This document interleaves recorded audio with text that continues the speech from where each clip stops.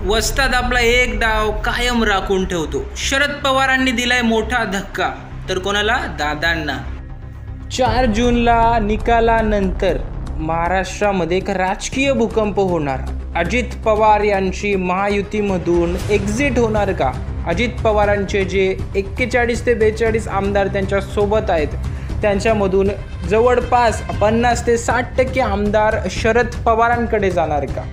त्यांचेच आमदार बघतायत का? कारण वारंवार एक वेगवेगळे विधानं समोर येतात. आणि कोण कोण असतील ते आमदार? नेमकं पहिले आमदार जे सध्या मंत्री आहेत, छगन भुजबळ यांनी एक वक्तव्य केलं की महायुतीकडे जे संख्याबळ आहे ते संख्याबळ मिळणार नाही आहे जे पाहिजे ते, आणि महाविकास आघाडीमध्ये पवार आणि ठाकरेंची सध्या महाराष्ट्रामध्ये लाट आहे आणि 80 ते 90 जागा राष्ट्रवादी काँग्रेस पार्टीला द्याव्यात. आणि इथून खडाजंगी सुरू झाली. भाजप विरुद्ध राष्ट्रवादी हा संघर्ष सुरू झाला. त्यामुळे भुजबळ नेमके कोणाकडून बोलतायत हा एक संशय समोर आला. दुसरे आमदार म्हणजे बीडचे आमदार. बीडचे आमदार सध्या संपर्कात नाही असं सांगितलं जात आहे आणि त्यामुळंच एक भुयात ताट झालेले आहेत बऱ्याच जणांच्या.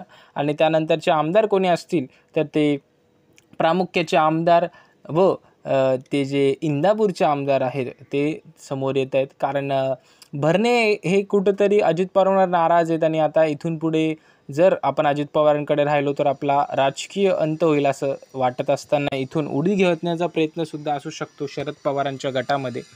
त्यानंतरचं नाव म्हणजे संग्राम जगताप. कारण अहमदनगरमधलं वातावरण फिरलं आहे आणि संग्राम जगतापसुद्धा जे आहेत ते पुन्हा परतीच्या मार्गावर दिसू शकतात. आणि त्यानंतरचं नाव म्हणजे नरहरी झिरवळांचं. नरहरी झिरवळ जे होते त्यांनी भगरेंचा प्रचार केला हे उघड दिसून आलं आणि त्यामुळेच आता नरहरी झिरवळसुद्धा जे आहेत ते पुन्हा परतीचा मार्ग अवलंबणार का, हा हे देखील एक प्रश्न मांडला जातोय. आणि असं झालं तर सर्वात मोठा धक्का असेल तो अजित पवारांसाठी.